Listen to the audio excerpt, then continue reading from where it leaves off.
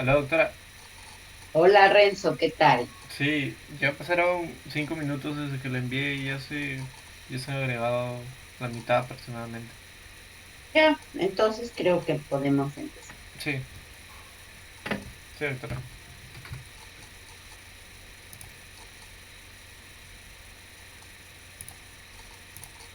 Ya.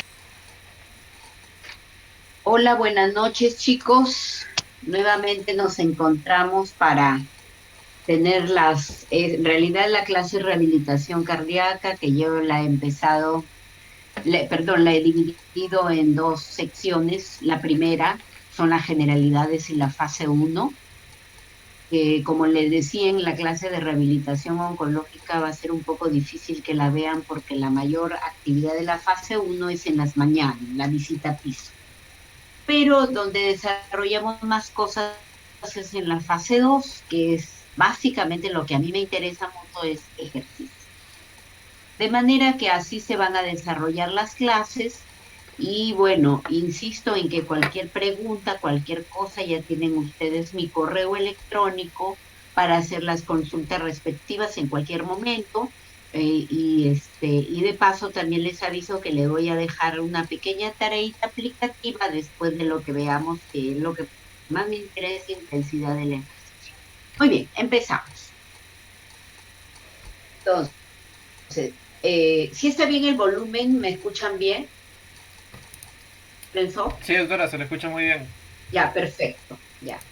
Entonces, cuando ustedes busquen la definición de rehabilitación cardíaca, van a encontrar muchas definiciones, bastantes, en cualquier libro, en Internet libre, en los artículos, etcétera, etcétera, van a encontrar muchas em, conceptos, muchas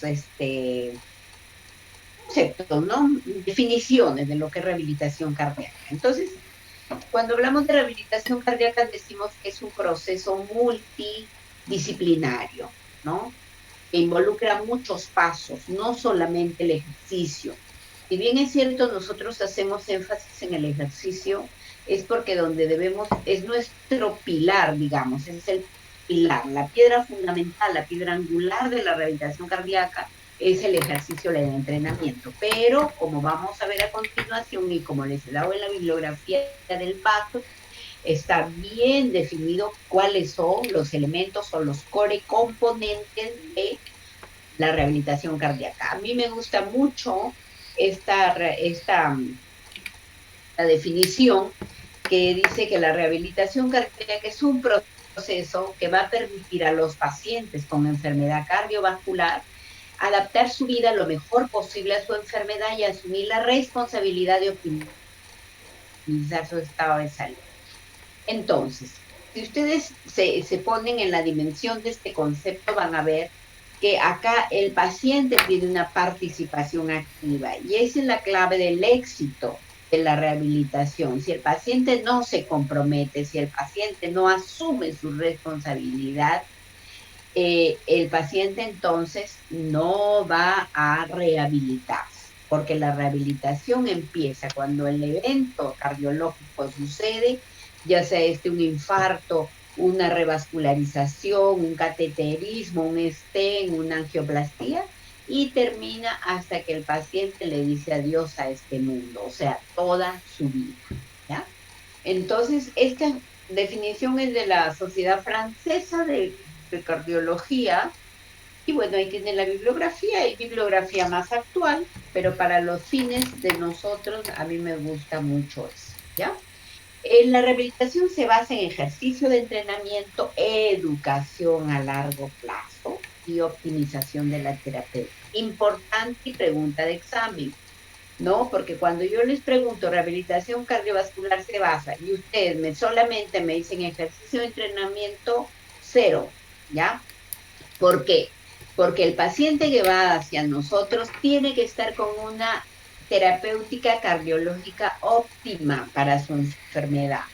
Ese paciente indisciplinado, que no va a sus controles, que no toma sus medicamentos, que le llega con la presión alta una vez, dos veces, tres veces, ese paciente no es candidato óptimo. Entonces tiene que ir a un proceso de educación, a un proceso de terapia psicológica para que acepte su enfermedad y para que acepte la responsabilidad de su tratamiento y recién después va a ir a un programa de ejercicio de entrenamiento. Siguiente.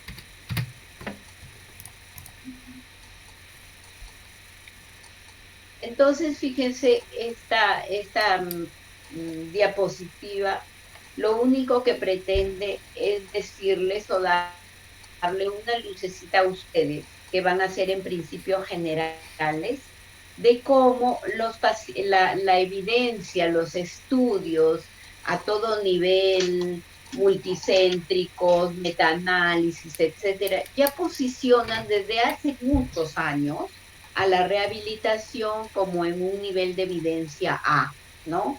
En todas las patologías, en la patología quirúrgica, en la patología ateroesclerótica, de tratamiento médico, en las posangioplastías, en disección arterial, disección de aorta, marcapasos, etcétera, etcétera.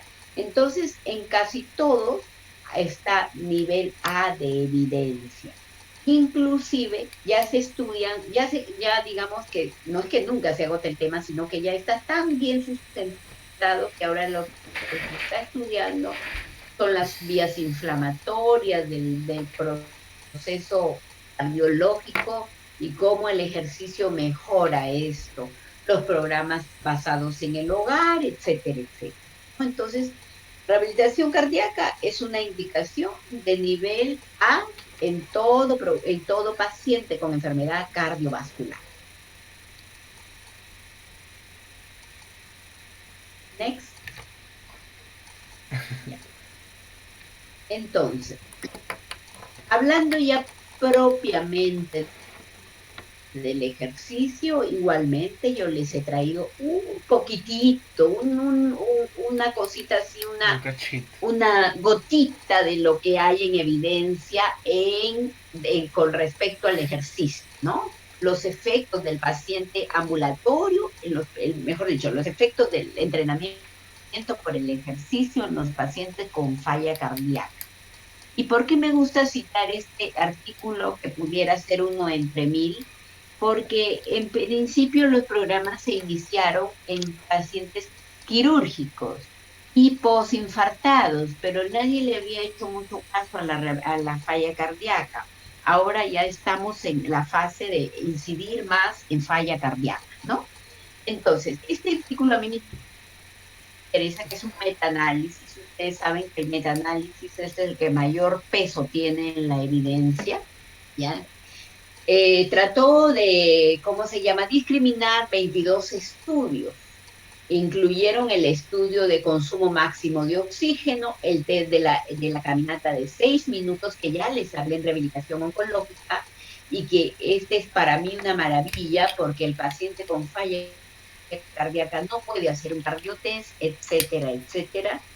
Y bueno, otros, ¿cómo se llama?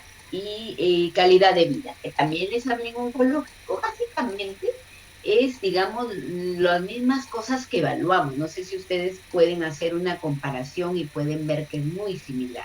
Y que encontraron que en el grupo de intervención mejoró el consumo de oxígeno, mejoró la distancia caminada, ¿no?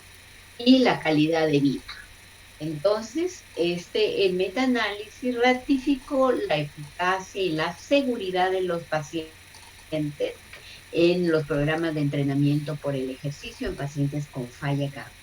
Como les digo, esta es una gotita del mar de evidencia que tenemos disponible y que a quien interesado, a quien le interese, la verdad es que con mucho gusto se lo proporciono. El día 9 creo voy a dictar una videoconferencia que va a ser grabada y la voy a tener a disposición de ustedes para el Consejo Latinoamericano. Eso va a ir un poco con mucho más contenido de evidencia, ¿no? Siguiente. Entonces, las fases de la rehabilitación cardíaca. La fase de hospitalización, que va de 1 a 10 días. Eso es lo normal, lo regular, ¿no?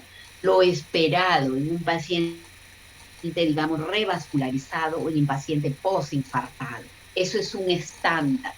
Sin duda hay muchos pacientes que se van a complicar tremendamente y en quienes tenemos que prolongar.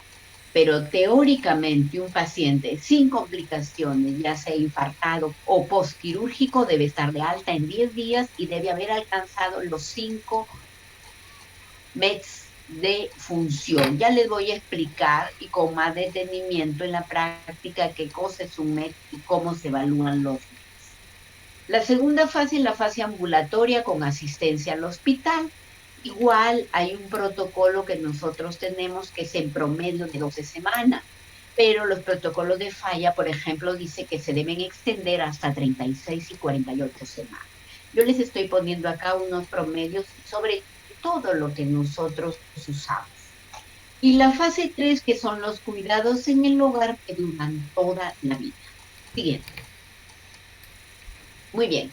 Esto les mandé como bibliografía para el syllabus.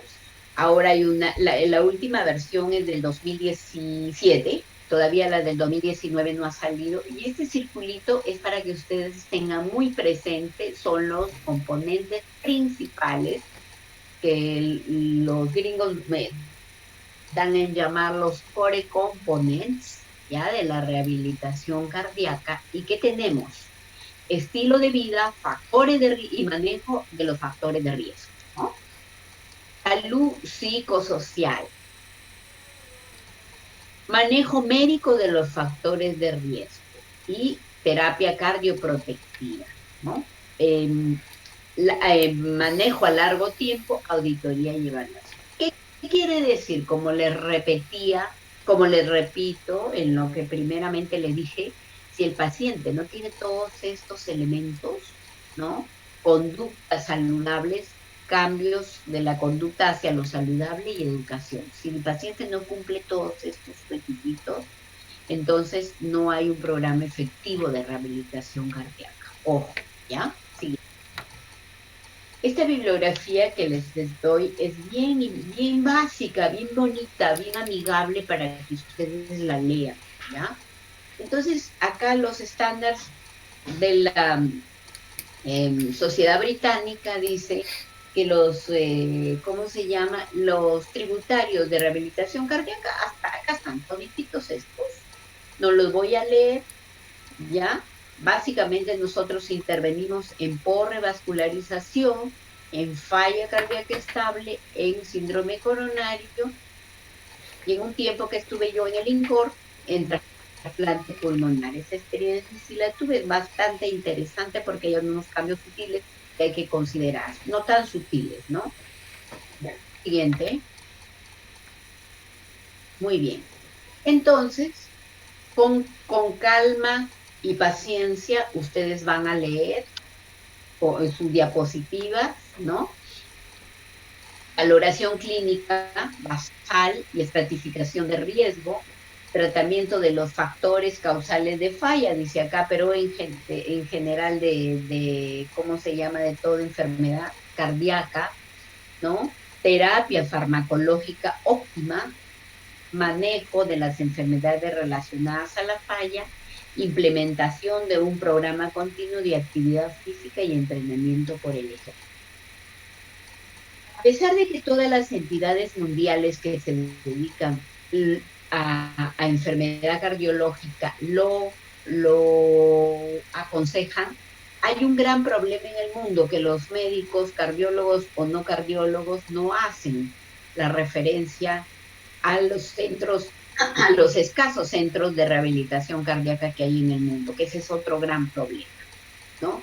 Porque hay muy poca gente que le gusta la rehabilitación cardíaca. Entonces, al no haber quien lo trabaje, hay muy pocos centros en el mundo en general. Ese es un problema del primero, del segundo, del tercer y del cuarto mundo, ¿ya? Soporte psicológico, consejo y educación y planeamiento del cuidado. Siguiente, por favor. Muy bien. Entonces habíamos dicho que la fase 1 es una fase hospitalaria, ¿no es cierto? ¿Se inicia cuándo? Se inicia a las 48 horas del episodio agudo. ¿Qué quiere decir esto? Si un paciente ingresa con un infarto al miocardio el día domingo, yo el día martes ya debo estar evaluándolo para ver si este paciente está en condiciones de iniciar la rehabilitación cardíaca. ¿Y cuáles son las condiciones básicas para iniciar la rehabilitación cardíaca? Uno, estabilidad enzimática. Que la curva enzimática, que como ustedes ya deben saber de al revés y al derecho, yo eso les voy a preguntar en la práctica y ya se los habrán enseñado porque sé que tienen profesores del INCOR, como la evolución de la curva enzimática, la curva esperada del infarto. Ya me fui, ya me perdí. A ver, ya. Entonces, estabilidad enzimática y estabilidad hemodinámica, ¿ya? Eso cuando el paciente es clínico, digamos, es un infarto que no es operable. Pero si el paciente es operado, entonces nosotros iniciamos a las 24 horas con técnicas de fisioterapia respiratoria y movimientos de muy bajo costo energético, ¿ya? Entonces, si yo les pregunto a cuándo yo inicio la rehabilitación cardíaca, la respuesta correcta es a las 24 o 48 horas después del evento, en condición de estabilidad enzimática y o estabilidad hemodinámica, ¿ya? Terminando esta rehabilitación cardíaca, después les voy a decir qué hacemos acá. Hacemos la estratificación del riesgo para que el paciente ya vaya estratificado para su fase 2. ¿Y cómo se hace? Básicamente con dos cosas, con la ecocardio y con la ergometría, ¿ya? Si el paciente no puede hacer ergometría porque el paciente no está en capacidad física o porque los turnos en el hospital están de aquí a diciembre, entonces nosotros le hacemos un test de caminata simple que nos ayuda muchísimo. Siguiente. ¿Cuáles son entonces los objetivos de la fase 1? En primer lugar, la segunda, evitar las complicaciones respiratorias. Los pacientes se quedan más tiempo en el hospital porque se complican, porque hacen atelectasia, porque hacen neumonía, entonces eso es lo que queremos evitar. Evitar las consecuencias de la inmovilidad que son múltiples, iniciar el acondicionamiento físico. Ustedes han escuchado también hablar del estrés quirúrgico, ¿no? Por más simple que haya sido una cirugía, y más si ha sido una cirugía tórax abierto, el estrés quirúrgico provoca una serie de cambios a nivel osteomuscular que de verdad hace que el paciente se minimice en su rendimiento físico y enganchar al paciente para el inicio del programa de rehabilitación cardíaca. Esos son los objetivos. Siguiente. Ya. Entonces, este es un algoritmo bien facilito, pero lo vamos a pasar, lo vamos a tener para la práctica porque para darlo detalladamente, ¿ya? Es un algoritmo y yo quiero hacer un énfasis en qué cosa sucede en el paciente operado, ¿ya? Y tenemos que en el paciente operado, por dolor, por falta de movilidad, tenemos un síndrome restrictivo pulmonar. Entonces, cuando hay un síndrome restrictivo que no es dependiente del parénquima pulmonar, porque asumimos que el pulmón del paciente está perfecto, que ya les he dicho por dolor, por inmovilidad, por los drenes, etcétera, hay una disminución de los volúmenes pulmonares movilizables, la capacidad ventilatoria máxima se disminuye, la capacidad pulmonar, el volumen expiratorio, el volumen inspiratorio, todo sufre un descenso importante. Fíjense, la capacidad residual funcional puede llegar a disminuir hasta 75%.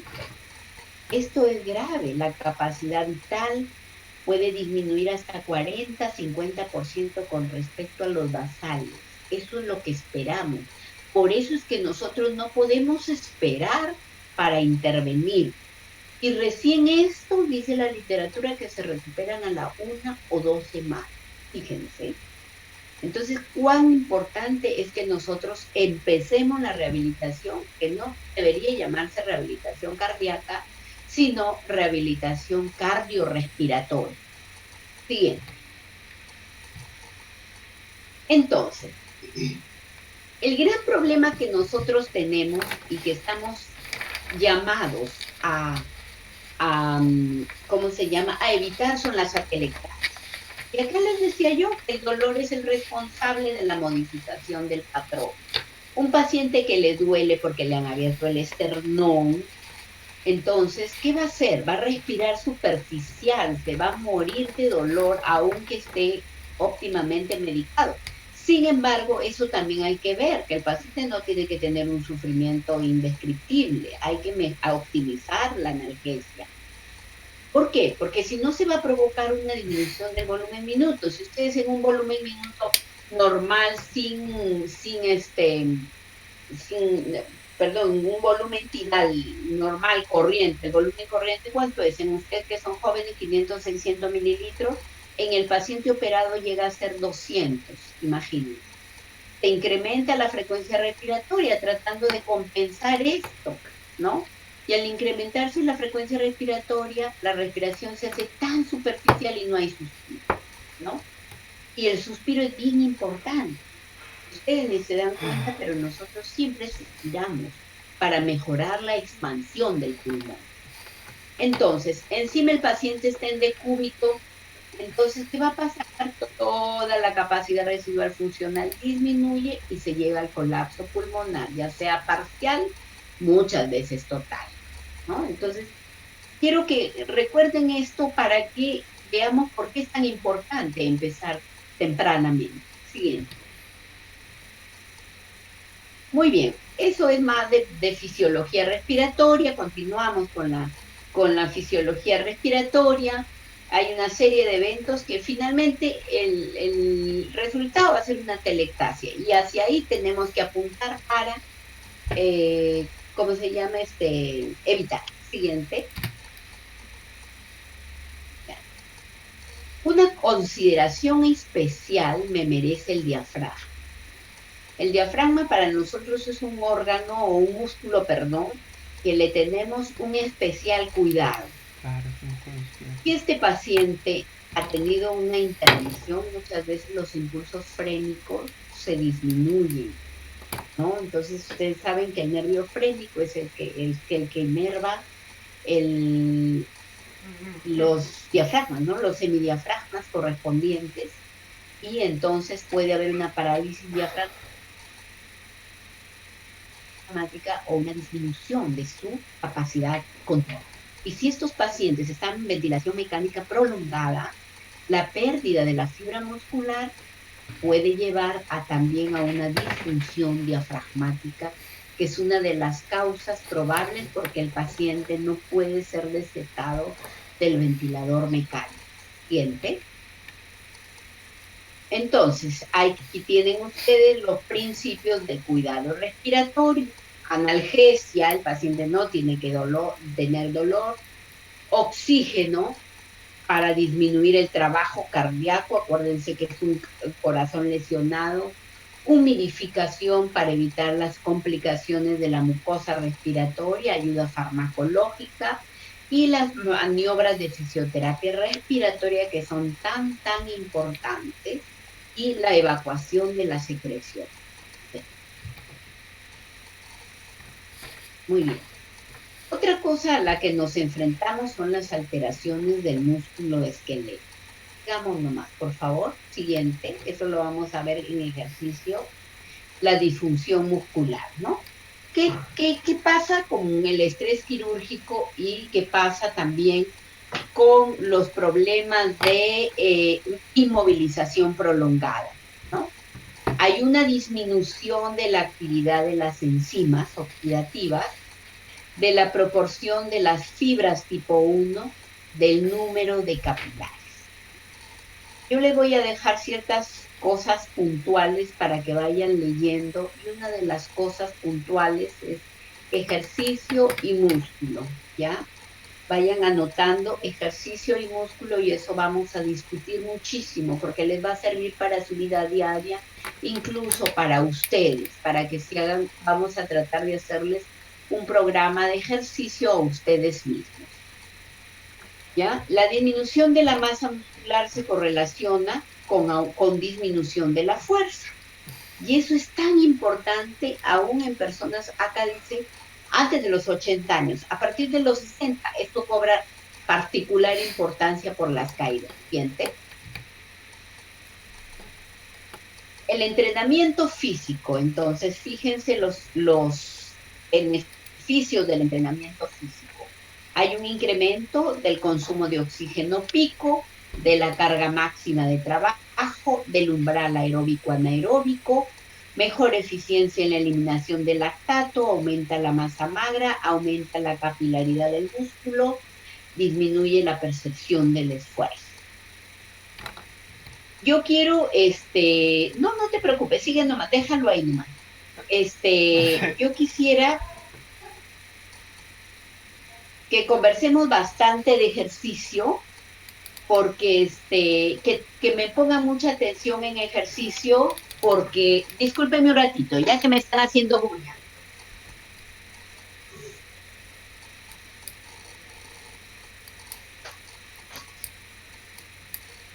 Entonces, quiero que me hagan, que me pongan bastante atención en ejercicio y después vamos a hacer una pequeña tarea que me la van a ir mandando a mis correos como parte para que se vayan ejercitando. Cuando nos toque ya la práctica no vayamos en cero. No es nada difícil, al contrario, va a ser muy amigable. Le voy a hacer al que desee su programa de ejercicio con el objetivo que deseen, si quieren bajar de peso, si quieren fortalecer, sacar músculo, etcétera, etcétera.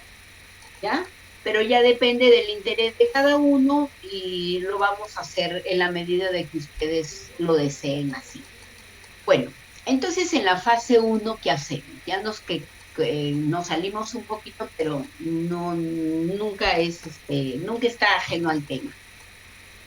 Entonces ya hemos dicho cuáles son los objetivos y qué hacemos en la fase 1. ¿Qué tipo de ejercicio es el ejercicio isotónico? Perfecto, Eric, con mucho gusto. ¿Ya? Voy a dar los lineamientos a través de Renzo y ¿cómo se llama? Y lo hacemos. El tipo de ejercicio es el tipo de ejercicio isotónico. A ver, existen 3 tipos de ejercicio básicos. Existen muchos tipos, pero para efectos nuestros vamos a ver el ejercicio isotónico. ¿Qué cosa es el ejercicio isotónico? Aquel que tiene desplazamiento articular. El otro tipo es el ejercicio isométrico, donde no hay desplazamiento articular. Y el otro es el ejercicio isokinético, que nos ayuda una máquina que se llama el dinamómetro y que no lo tenemos. Entonces nosotros vamos a hablar de ejercicio isotónico e isométrico. ¿Qué intensidad vamos a usar en la fase 1? 1 o 2 METs, progresando diariamente hasta lograr una actividad de 3 METs. ¿Qué cosa es un MET? Un MET es un equivalente metabólico. Ya vamos a ver para qué nos sirve este equivalente metabólico. ¿A qué corresponde? A 3.5 mililitros de oxígeno por minuto. ¿Ya? No se preocupen, eso lo vamos a ver con detenimiento en la práctica. Igual, si me van preguntando ahí, vamos a ir viendo, ¿no? ¿Con qué frecuencia? 2 veces al día. La duración de la sesión es 15 a 20 minutos. ¿Y qué parámetros vamos a evaluar? Que la frecuencia no sea mayor a 20 litros por minuto con respecto al basal. ¿Ya?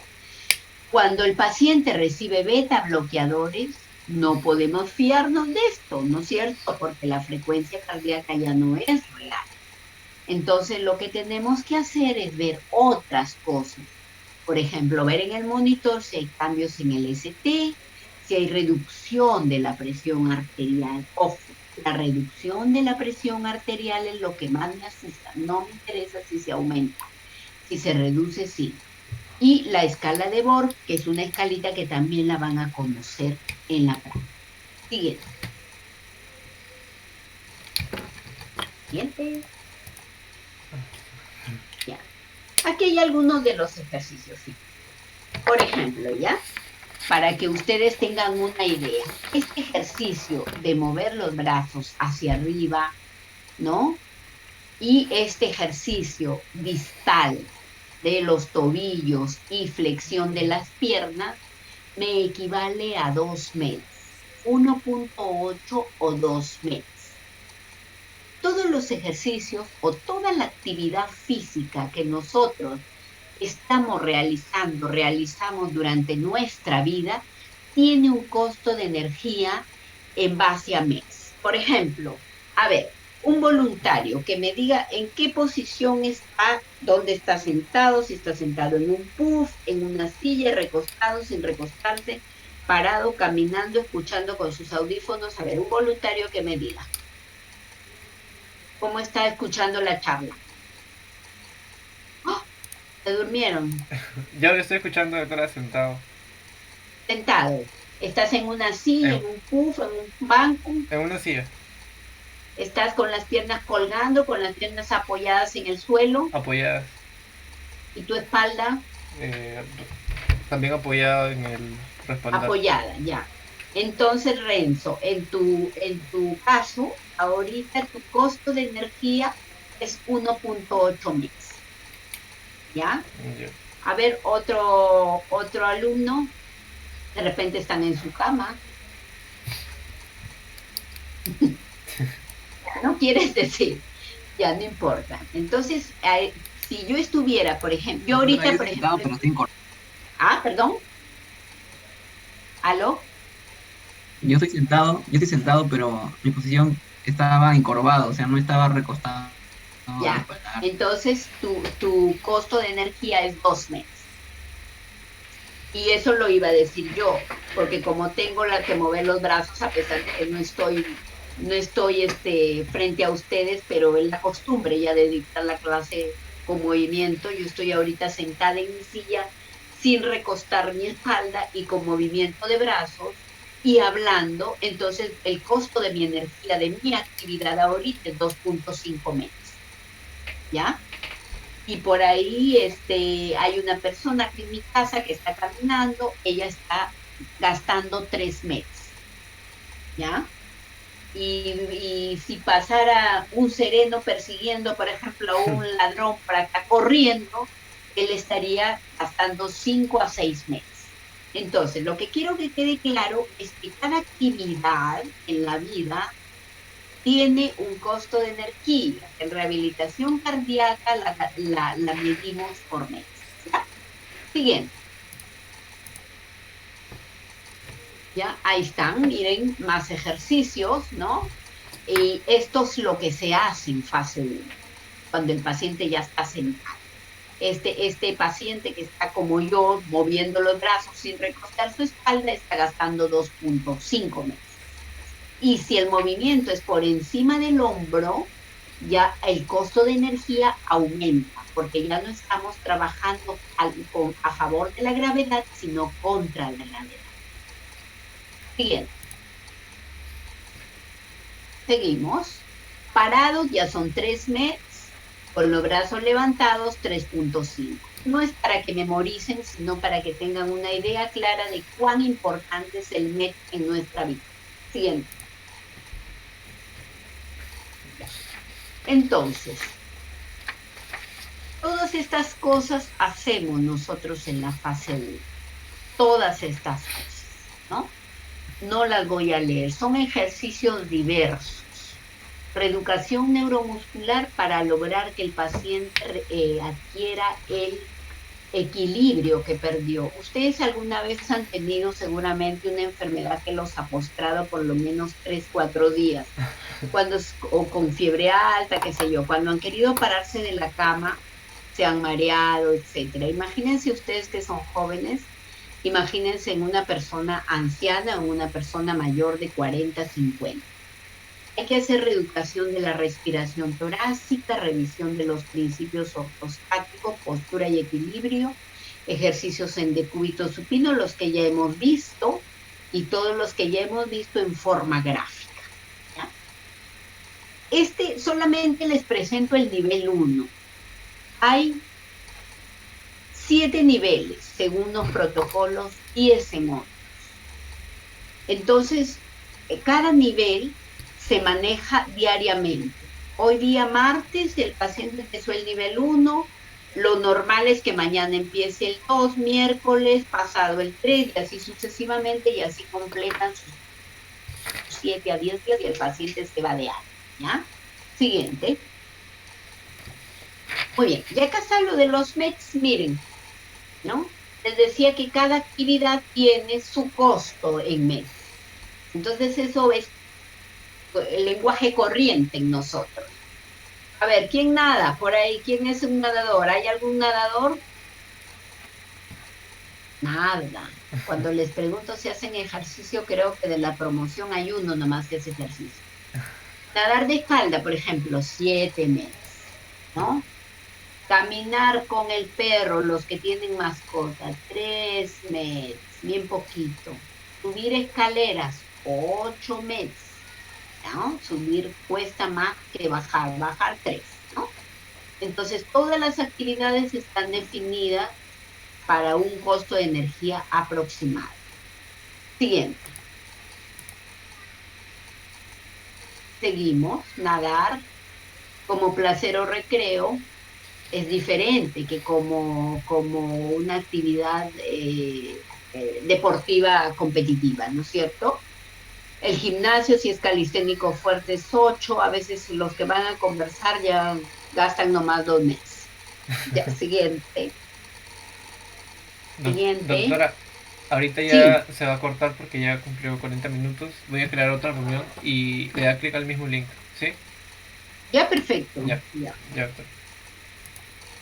ya entonces, ahí Sí, está. ahorita la creo. Hasta Ya, luego. ya.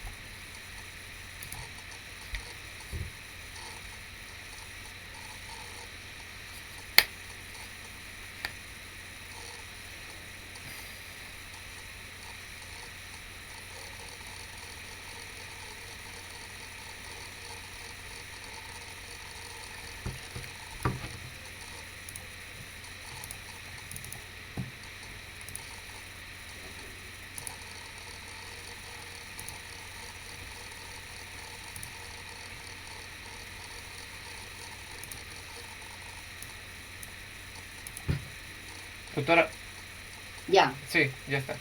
ya, perfecto.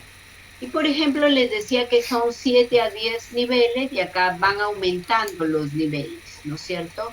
A los ejercicios del nivel 1 ya se les da rotaciones que te da más MEX, más consumo de energía y además se aumenta el tiempo de que el paciente hace sus ejercicios, ¿no? Entonces, desde las 48 horas se empiezan, hasta que se van de alta. Siguiente, ya. Esta es nuestra famosa escala de Borg, ¿ya? La escala de Borg es un instrumento muy valioso para nosotros en todo lo que es rehabilitación. Es una escala de percepción del esfuerzo. ¿La conocían ya? No, doctora. No la conocían ya. Es bien fácil, solamente que hay que ilustrar al paciente. Hay dos versiones, la versión larga y la versión corta. Para efectos prácticos, nosotros usamos la versión corta, pero cuando ustedes vean un artículo de investigación, siempre van a encontrar ¿cómo se llama? La versión larga, ¿ya?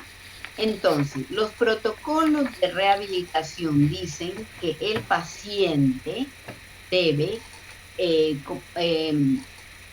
mantenerse entre 3 y 4 de la escala de Borg, ¿ya? Entre 3 y 4 de la escala de Borg debe mantenerse el ejercicio. Si pasa el 5, está siendo muy exigente para él, y si es menos de 3, entonces ya ese ejercicio no sirve. También lo tengo yo impreso para que ustedes vean cómo vamos a usarlo. Y eso lo vamos a hacer durante los test de caminata o durante los test de ejercicios entre ustedes mismos y para que aprendan a usarlo. Ya, vamos a ver un ratito qué más podemos sacar de esta escala de Borg. Ya. Esta escala de Borg es bien importante porque correlaciona directamente con el consumo de oxígeno. Ha sido tan estudiada que aunque yo no tenga la máquina para que me mida el cardiotest, que me mide el consumo de oxígeno y la exhalación de CO2, perdón, yo con esta escala de Borg puedo definir cuándo el paciente está haciendo un consumo de oxígeno a una intensidad moderada. Lo vamos a ver en un cuadrito bien práctico. Siguiente. Entonces, ¿qué hacemos? ¿Qué hacemos? Hacemos la evaluación médica. He sido operado, es un problema clínico, está inestable, tiene comorbilidades, usa inotrópicos, como está la hemoglobina, hay arritmias, el aparato respiratorio se evalúa con una radiografía diaria y el uso de ventilación mecánica también. Si el paciente no colabora, si el paciente está bajo sedación, entonces no es impedimento para iniciar, porque se hace trabajo de ejercicio pasivo. En el equipo de salud tiene que estar incorporado enfermería y la indicación es diaria 2 veces al día. Siguiente. ¿Quién más está en el equipo? Sin duda, el tecnólogo médico, los licenciados en terapia física. ¿Qué hacen? Evalúan signos de alarma. ¿Por qué? Porque ellos son los que van a hacer el ejercicio, ¿no es cierto? Hay que controlar las funciones vitales previos a la intervención, hay que intervenir de acuerdo a los steps o a los niveles que les he dicho y al requerimiento respiratorio, hay que educar al paciente, trabajar en equipo, no se puede, acá no se admiten ermitaños, todos conversan con todos y todos opinan y todos son valiosos. Y finalmente hay que controlar las funciones vitales post-intervención y retorno.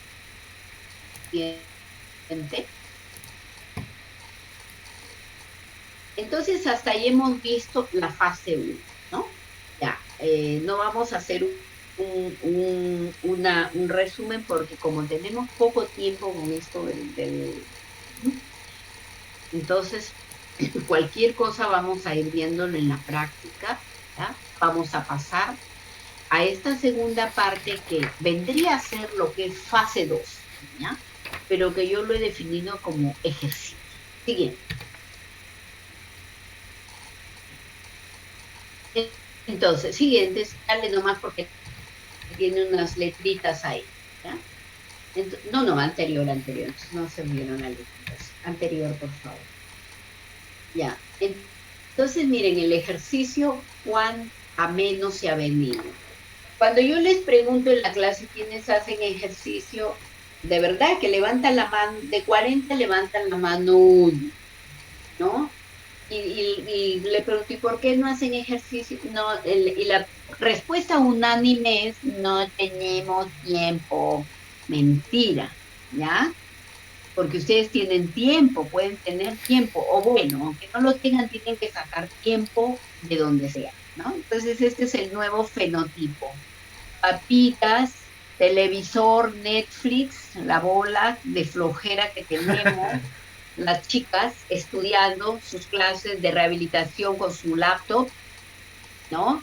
Y los niños enviciados en las tablets. Esta es la nueva generación que tenemos de gente que no hace ejercicio bajo el pretexto de que no tenemos tiempo. Siguiente. Ya, vamos a manejar una agenda ordenada para que ustedes tengan claro lo que es. Conceptos, efectos fisiológicos, ejercicio en prevención primaria y secundaria, protocolo para la prescripción del ejercicio. Sí. Pues vamos a hacer, sigue nomás, vamos a hacer una diferenciación importante entre lo que es actividad física y ejercicio. Eso es lo que más me interesa, ¿ya? Las otras definiciones también. ¿Qué cosa es un estilo de vida activo? Un estilo de vida activo, fíjense, y ustedes mismos se van a hacer la pregunta, es aquel estilo de vida que incorpora actividades de moderada intensidad. Ya vamos a ver qué cosa es una moderada intensidad, que acumulen 21 minutos o más durante la mayoría de los días a la semana. El Colegio Americano de Medicina Deportiva tiene otro concepto. Les aumenta 10 minutos más. ¿Se acuerdan de la clase de oncología, no? Ya. El costo de energía, ya saben, se puede medir en kilocalorías, kilojoules o METs. Para nosotros es el MET, es nuestro gol estándar.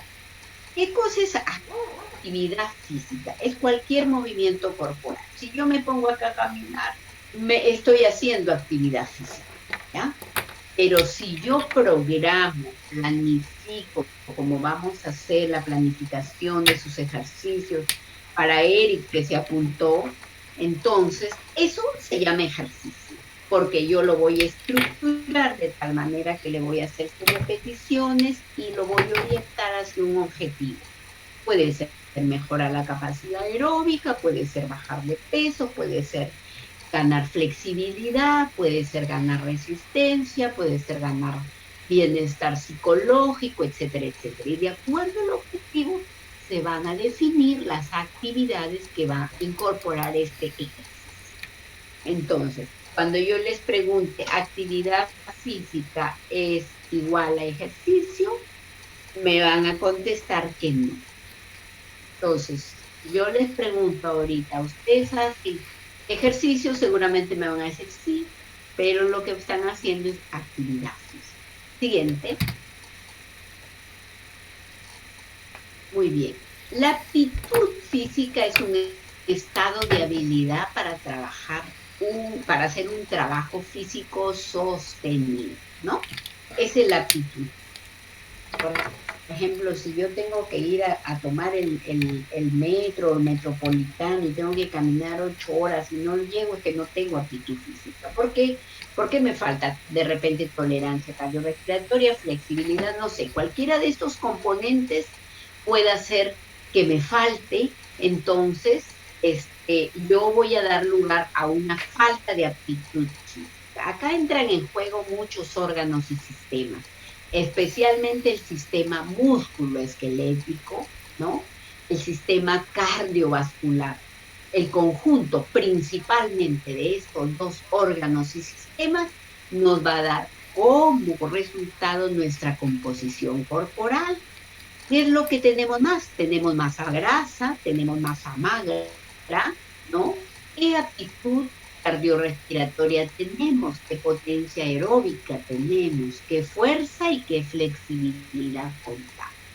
Entonces, la unión de estos dos, cardiorrespiratorio y músculo esquelético, nos va a dar nuestro fenotipo y de aptitud física. Siguiente.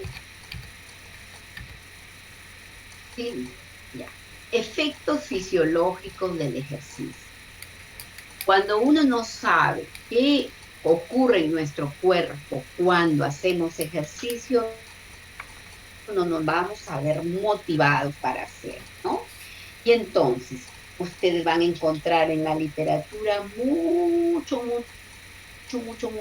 sobre los efectos fisiológicos del ejercicio, pero que en general están resumidos acá. ¿Qué acción tiene? Tiene acción con los lípidos, ¿no? Especialmente con los lípidos popularmente llamados malos, ¿no es cierto? Disminuye los triglicéridos y los de baja densidad y aumenta el de alta densidad, que es lo que nosotros buscamos en un paciente cardiólogo. Mejora la presión arterial, ayuda al cese del tabaquismo, mejora la diabetes. ¿Por qué? Porque aumenta los receptores para la glucosa a nivel muscular.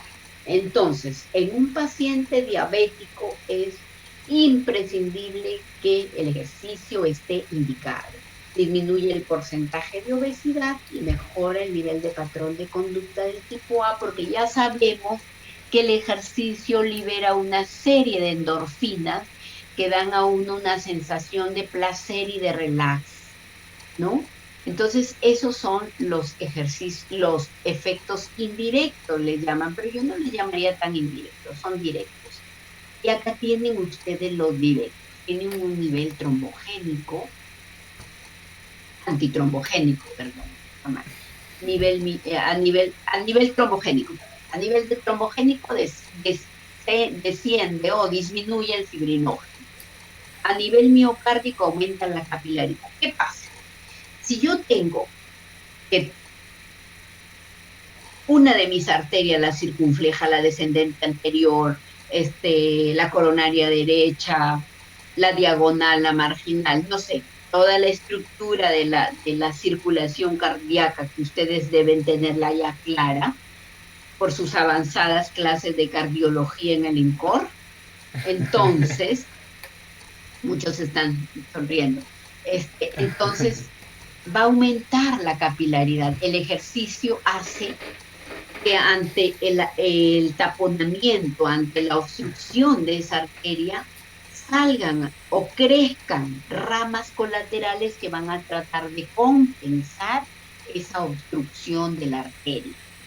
Mejora la función ventricular. Antes se decía que no pasaba nada con el ventrículo, pero ahora ya se sabe que sí mejora la función ventricular. Mejora la función endotelial. Ustedes saben que el endotelio dañado es el que aloja a la placa ateromatosa y es ahí donde se produce el desprendimiento de la placa y el infarto consecuente. Y miren todos estos efectos indirectos de los cuales podríamos quedar simplemente con uno, podríamos hablar 10 horas. ¿Ya? Siguiente.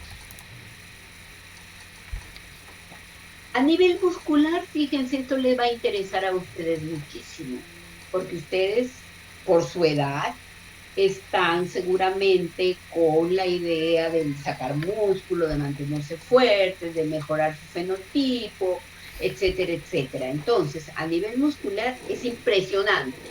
A las 3 semanas ya se ven resultados, mayor número de capilares que rodean a la fibra,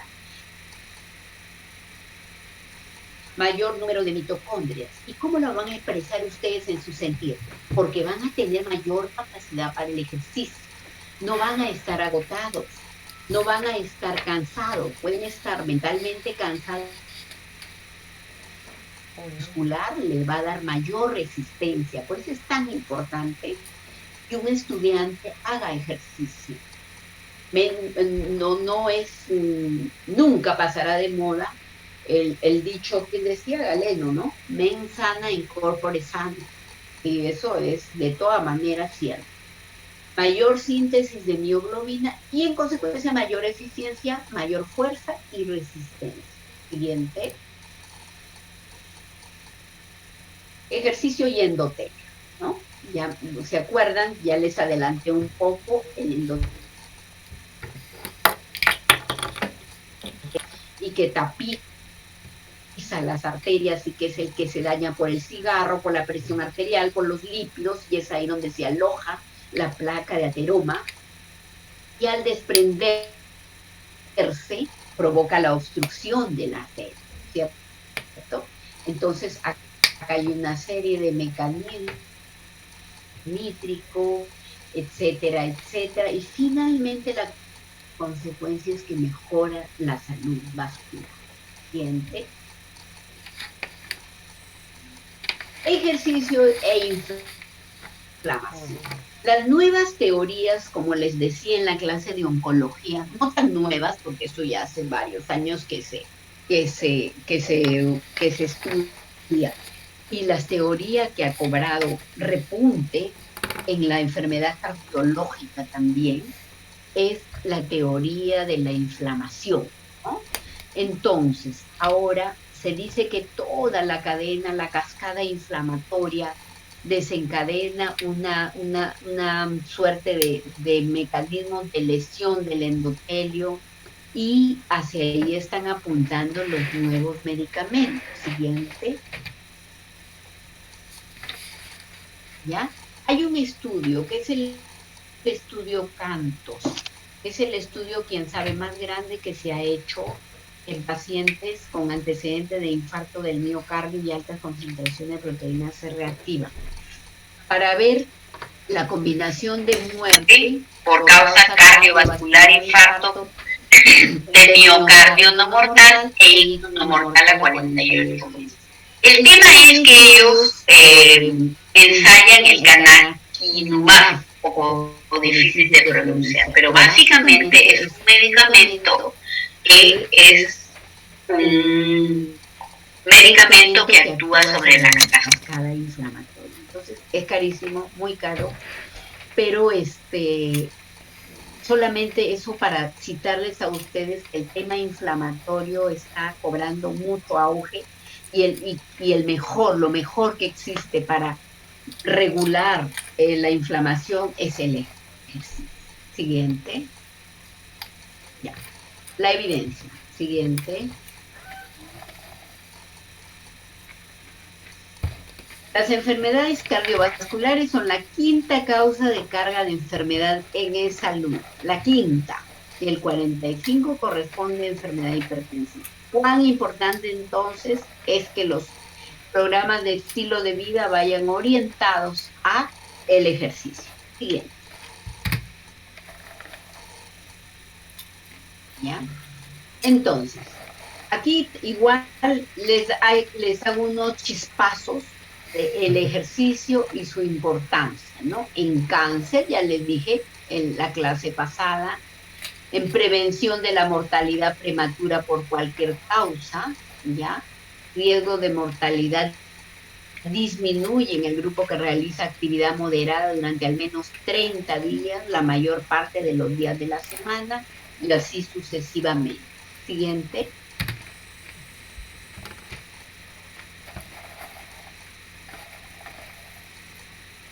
Entonces, seguimos con la evidencia por cáncer, que es también donde más se ha estudiado. Siguiente. Vamos a pasar un poquito, ya, ahora sí está bien, perfecto. Entonces, como les decía, yo tengo mucha evidencia actual hasta el 2020 sobre enfermedad cardiovascular. Quien esté interesado, con muchísimo gusto se lo proporciono, con muchísimo gusto. Muy bien. Entonces, ¿qué hacemos cuando llega un paciente a nuestras manos, ¿no? Un paciente que tiene, ustedes van a ser, en primer lugar, médico general, después van a ser serumistas, aunque por ahí están queriendo suprimir el serum, con lo que yo no estoy de acuerdo en absoluto. El serum es la experiencia más maravillosa que a ustedes les va a formar el carácter, por supuesto con los cuidados que corresponden, ¿no? Entonces, la Asociación Americana del Corazón y el Colegio Americano de Medicina Deportiva dan este cuestionario de preparticipación. ¿Qué quiere decir? Que si ustedes tienen un paciente que no lo conocen, llega ustedes a su puesto de, no sé, de Cayaltí, los nombraron en Cayaltí para hacer el serum, y llega un paciente y le dice, doctor Renzo, doctor Eric, por favor, quiero saber si puedo hacer ejercicio. Entonces, ustedes no lo conocen, no tienen muchos datos de sus comorbilidades y le aplican este cuestionario de preparticipación. Le aplican este cuestionario y ustedes acá tienen las preguntas y acá tienen ustedes lo que tienen que hacer, ¿ya? Si han marcado cualquiera de las opciones, tienen que consultar a su médico, etcétera. Se lo van a leer con tranquilidad y si quieren se lo aplican a su mamá, se lo aplican a su abuelita, a su tío o a su siguiente. Pero cuando ya tenemos un paciente cardíaco que ya se operó, le dio un infarto o tiene muchos factores de riesgo, lo que nosotros aplicamos es esta adaptación ya de tres entidades, fíjense, el peso que tiene esta tablita así, del Colegio Americano de Medicina Deportiva, de la Asociación Americana del Corazón y de la Asociación Americana de Cirujanos Cardiovasculares y de Rehabilitación Pulmonar. ¿Ya? Entonces, tres entidades certificadas son el top de la cardiología a nivel mundial. Te señalan esta clasificación. Ustedes entrarían en esta clasificación, porque yo asumo que ustedes, hombres o mujeres, tienen menos de 45 y menos de 55 y no tienen factores de riesgo. Lo asumo, aunque hay muchos que fuman, hay muchos que van a estar con obesidad, no lo sé. Pero vamos a asumir que ustedes están acá, aparentemente sanos, aparentemente. Riesgo aumentado, hombre mayor de 45, mujer mayor de 55, sin factores de riesgo y así sucesivamente. Acá vienen ya los pacientes con enfermedad establecida, enfermedad cardiovascular conocida. Quiere decir que de acá para acá, ustedes en cualquier población, ¿no? Cualquier población. La A es para una población que no ha tenido un evento cardiológico. El B ya es para aquellos que han tenido un evento cardiológico, el C y el D. Entonces, en el B, enfermedad cardiovascular conocida, NAIJA 1 o NAIJA 2. Por favor, para la práctica, clasificación NAIJA bien sabida, no es difícil. Prueba máxima ergométrica mayor de 6 METs, respuesta presora ok, sin taquicardia ventricular y que entienda el BOR. Ojo, miren, se dan cuenta el peso de esa escala de BOR, la importancia de la escala de BOR. Y C, acá pues ya, 2 o más infartos, NAIJA 3, la prueba de esfuerzo menor de 6 METs, con ST mayor de 1, antes de 6 METs, etcétera, etcétera. Voy a conseguirle una prueba de esfuerzo de diferentes características para que vean cómo se informan estas pruebas y cómo es el arma que tenemos para hacer las pruebas, ¿ya? Problema médico grave, C, y D, aquel que ya está contraindicado el ejercicio. Entonces, esta tablita también la tenemos. Siguiente. Ya. Entonces, acá está otros niveles de evidencia para actividad física. ¿Ya? Entonces, ya, lo de acá, miren, ustedes que están acá, adultos saludables de todas las semanas, ¿qué es lo que deben hacer? Ratifico lo que les dije en la clase de oncología. 150 minutos a la semana de moderada intensidad o 75 minutos a la semana de intensidad vigorosa. ¿Ya? Pero si ustedes quieren incrementar los beneficios en su salud, tienen que aumentar este ejercicio a 300 minutos a la semana de moderada intensidad o 150 de intensidad vigorosa o alta. ¿Qué quiere decir? Que lo tienen que duplicar. ¿Ya? Eso para ustedes es lo más importante. Siguiente. Entonces, vamos a ver acá cómo es que se indica el ejercicio. Lo voy a nombrar, nada más lo voy a ir diciendo qué cosas, cuáles son los elementos del ejercicio. ¿Ya? Primero, bueno, yo tengo otro esquema mental, pero vamos a respetar esto. ¿Ya? Vamos a ver. Tenemos entonces, chicos, en la primera parte, ejercicios de resistencia, ¿ya? Y esto que ellos, los gringos, lo traducen como resistencia, es para nosotros fuerza, ¿ya? Esto llama un poquito la confusión, pero les estoy haciendo la aclaración. Entonces, ¿cuántas veces se debe hacer? Más de 5 días a la semana. O sea, Los jovencitos que salen el día sábado, me voy a jugar mi partido de fútbol, qué bien me siento, yo hago actividad física, malo, malo, malo, malo. ¿Por qué? Porque todas las 6 días de la semana están cero ejercicio y un día someten a su cuerpo a un estrés circulatorio, a un estrés neurológico y a un estrés musculoesquelético inusual, causan más daño que bien, ¿ya? El ejercicio debe ser por lo menos 3 veces por semana. ¿Qué intensidad? 55 a 90% de la frecuencia cardíaca máxima o 40-80% del consumo de oxígeno máximo. Nosotros vamos a trabajar siempre con frecuencia cardíaca, ¿ya? Frecuencia cardíaca. Consumo de oxígeno no. ¿Por qué? Porque no tenemos la máquina. Y con el BOR, ¿no? ¿Ya? La percepción del ejercicio entre 12 y 16, ¿ya? Por favor, pregunta de examen, chicos. 55 a 90 de frecuencia cardíaca y BOR 12 y 10, ¿ya? ¿Qué modalidad? Caminata, el treadmill, que es la faja, la banda sin o la bicicleta. Duración 30 a 60 minutos. Pero si yo quiero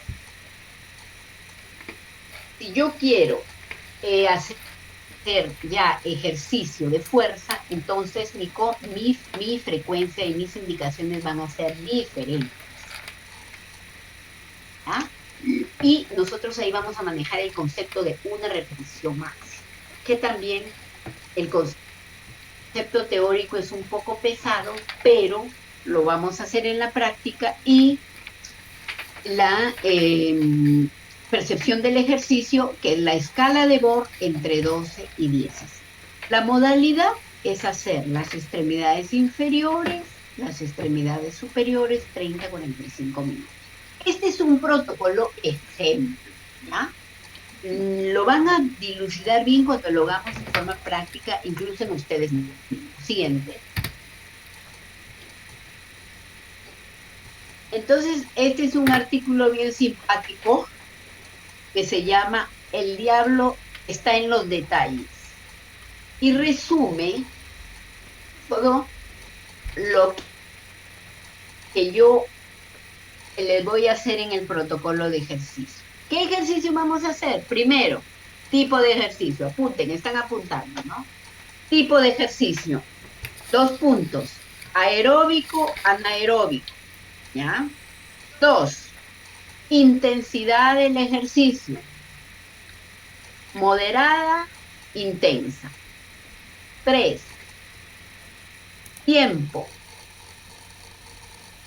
30 o 60 minutos de acuerdo a la intensidad elegida. Y 4, frecuencia del ejercicio. Y 5, duración de la sesión. ¿Ya? Hasta ahí estamos. O les repito, no, se han tomado nota, ¿no es cierto? ¿Ya durmieron? No. Ya. Siguiente. Ya. Esta es la diapositiva más importante de esta clase. ¿Ya? Es la más importante. Vamos a aprender a calcular la intensidad del ejercicio. Acá yo les pongo varias formas, porque no hay una única forma de calcular el ejercicio. Hay la fórmula de Carbonen para pacientes beta bloqueados, hay el volumen máximo de oxígeno, ¿no? Que se gradúa en METS, y lo que vamos a usar para efectos prácticos es la frecuencia cardíaca máxima, ¿ya? Entonces, ¿cómo se saca la frecuencia cardíaca máxima? A ver, Renzo, ¿cuántos años tienes? 23. Renzo, ¿cuánto? 23, doctora. A 23, ya. Entonces, Renzo es un varón de 23 años. Vamos a sacar su frecuencia cardíaca máxima. 220 menos 23, su frecuencia cardíaca máxima es 197. Toma nota, Renzo, ¿ya? 197. Ya. Entonces, ¿para qué nos va a servir esta frecuencia cardíaca máxima? Para sacar la intensidad del ejercicio. Por ejemplo, yo le quiero indicar a Renzo un ejercicio de intensidad moderada al 70% de su frecuencia cardíaca máxima. A ver, Renzo, entonces, 197 por 70, 137, ¿no? Sí. Entonces, Renzo va a hacer un ejercicio donde se va a ir controlando su frecuencia cardíaca con un pulsoxímetro, con un reloj de esos que ahora hay para controlar, que no son muy caros, que venden en Iraoka, o el que tiene plata, pues si compra un ¿cómo se llama? El del iPhone, que es tan caro, tan inútil porque da las mismas cosas que los otros relojitos. Entonces se va a ir controlando la frecuencia cardíaca. Y si hemos dicho que va a ser un ejercicio 5 veces a la semana, 30 minutos de intensidad moderada, ¿qué quiere decir? Que de 7 a 7 y media, en vez de ver la novela o Caso Cerrado, o no sé qué verá, o fútbol, va a ser 30 minutos de ejercicio y su frecuencia cardíaca va a estar en 137, 140, más o menos, ¿no es cierto? 140 estaría bien. Sí, me estoy dejando entender, para eso nos sirve la frecuencia cardíaca máxima. Si es una chica de 20 años, entonces disminuimos 210 menos 20 y nos va a dar 190, ¿no es cierto? Esa es su frecuencia cardíaca máxima y de ahí nosotros le damos la intensidad que queremos y le sacamos la frecuencia cardíaca a la que va a trabajar. ¿Para qué? Para asegurarnos de que se cumplan los objetivos del ejercicio. Porque muchas veces decimos, ay, me voy a caminar 1 hora, no, ya me fui a caminar por el mall 1 hora. Mentira, porque tu frecuencia cardíaca estuvo en ¿cómo se llama? Estuvo en frecuencia baja, en intensidad baja, entonces no has conseguido nada con tu ejercicio, solo flexibilidad. Siguiente, me quedan 5 minutos. Siguiente. Entonces este cuadrito es para ver cómo, solamente es para ver cómo, vamos a trabajar con estos dos valores, ¿ya? Con estos dos, con la frecuencia cardíaca y con la intensidad por el BOR. Lo otro, perdón, por el BOR, ¿ya? Entonces, esto solamente es para graficarles que la frecuencia cardíaca y el BOR correlacionan perfectamente con el consumo máximo de oxígeno. O sea que el que dice, no, yo no puedo hacer un programa de ejercicio porque no tengo el cardiotest, está aplicando de irresponsable porque tiene todas las armas, las que quiera, la que quiere escoger, ¿ya? El carbone, la frecuencia cardíaca máxima, porque todas correlacionan con eso, ¿ya? Siguiente.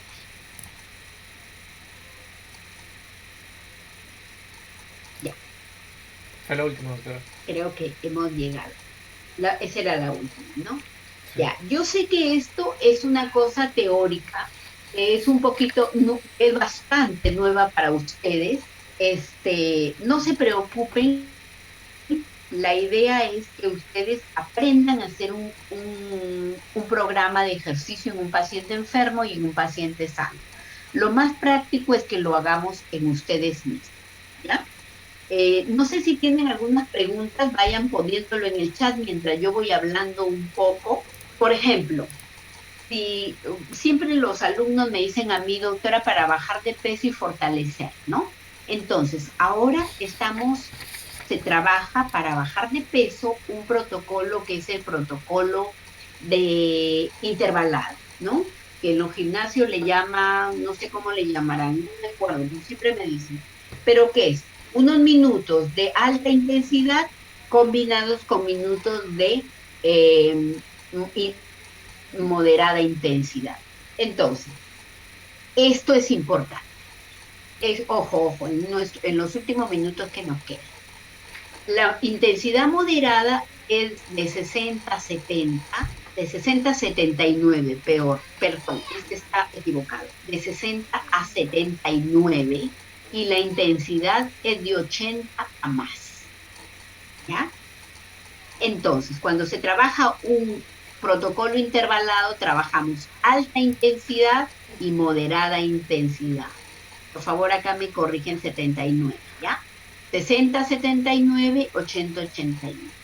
Y eso es el tipo de ejercicio que más hace bajar de peso. Entonces, los que estén interesados en hacer unos ejercicios, me mandan nomás sus datos sin presión, sin apuros. Tenemos todavía 13 días de cuarentena y vamos haciéndoles unos programitas de ejercicio, ¿ya? Y también voy a revisar un poco lo que vamos a ver, las fórmulas, se las voy a mandar a través de Renzo, una fórmula de, ¿cómo se llama?, de la distancia esperada para su edad, su sexo y su talla. Y si hay algunos voluntarios para hacerles el test de caminata también, me mandan sus datos, edad, sexo, talla y peso para hacerles el cálculo y ya con unas cosas definidas para la práctica, porque estamos contra el tiempo, chicos, entonces vamos a ir. Jorge, tú, ya, con gusto. Yo voy a mandar los lineamientos con Renzo para que él los socialice entre todos y me van mandando y yo les voy respondiendo. Muy bien, Anthony, con gusto, con mucho gusto, ¿ya? Y lo vamos socializando. Marta también, con mucho gusto, me dicen también los objetivos. Yo les voy a mandar un planteamiento y ustedes lo van llenando y después ya les voy respondiendo y lo vamos a ir viendo incluso de repente si gustan en alguna otra sesión o ya en la práctica misma. Muchas gracias, chicos. Edward también. Ya, muy bien. Alba y Ambrosio. Ajá. Muchas gracias, doctora. Todos. Tenemos tiempo, cuídense mucho, quédate en casa, ¿ya? Y nos encontramos en la práctica, salvo que ustedes deseen comunicarse conmigo vía Zoom, vía correo, estoy disponible.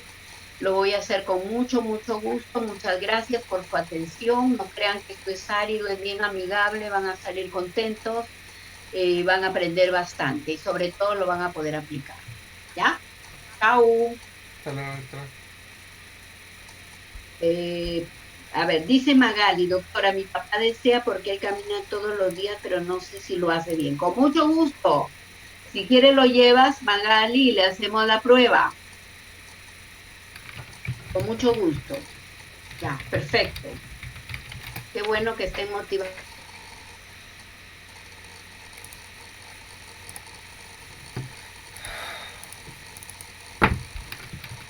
Ay, se acabó.